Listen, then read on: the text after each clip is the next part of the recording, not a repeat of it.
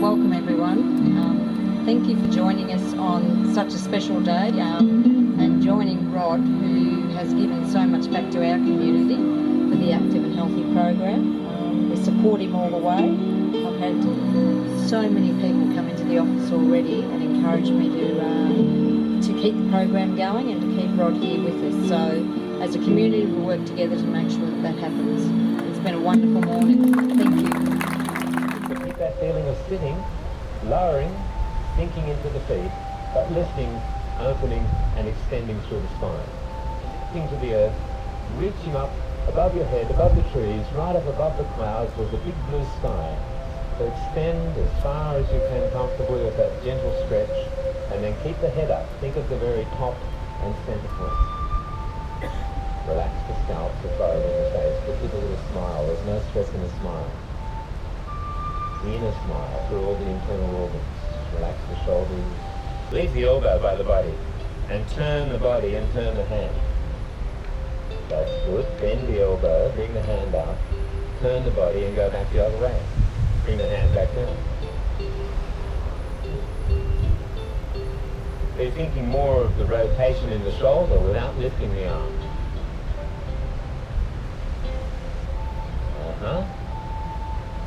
So that's a little bit tighter, isn't it? Maybe a bit more of a spiral.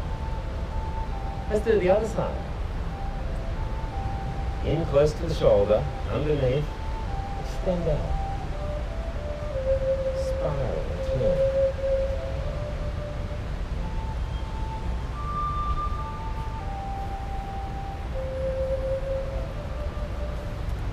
Now, both sides. As one side comes in, the other side rolls out. That's right, rotating, turning, spiraling through the shoulders, a snake rolling from one side to the other. Hips turning. Think about your feet. You're still controlling the movement from down there. That's good. Use the hips, turn the body. Excellent. Keep your hands up. So you work up to this level, try and drill out. That's it. The spiral. The rotation movements with the arms, they're really good techniques. The mind, the body, and the breath.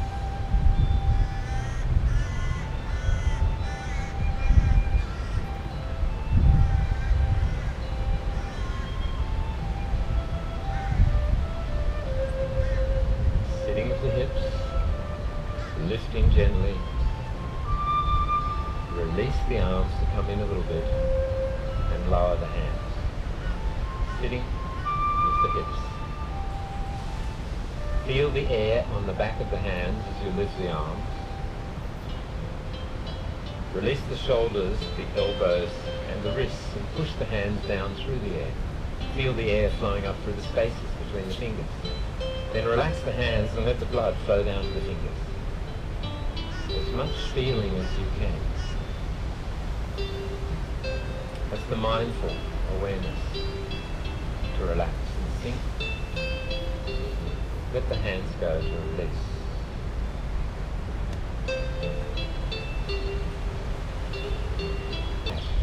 Think about the space behind you. Listen. Be aware. And then rolling the hands around and in to fold over.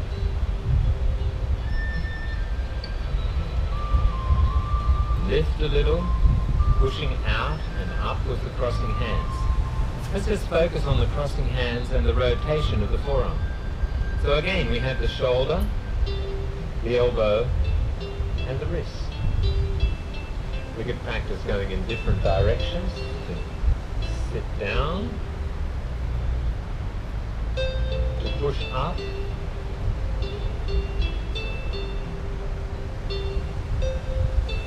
we could go to the side, push out, gather in, and push out. We could go up on a diagonal. We could go down on a diagonal. see all the possibilities that can arise just out of this one movement?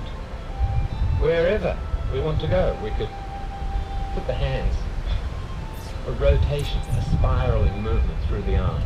So if you can do one up and one down, you'll end up with this exercise, opening out. But remember, pushing into the palms, spiraling through the arms. We can do a stretching exercise that's very similar, but in this one, try to think of the curve and the spiral through the arms. That's good. The white crane opening its wings. If you move the weight onto one leg to sit back like in that other exercise, you could do this movement. Now it's starting to look more like a classic Tai Chi form. The elegant white crane standing on one leg in the water, opening its wings in the morning sun. Creates a nice image. Relax and sink. Sit with the hips. Lift through the top of the head. Open through the whole body. Good. Return to the center position again. When we hold the ball. When we turn the ball.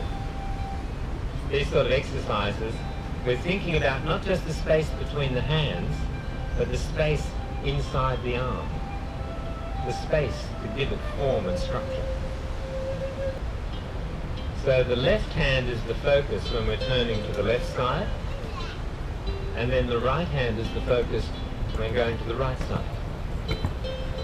The left hand is the focus going to the left side.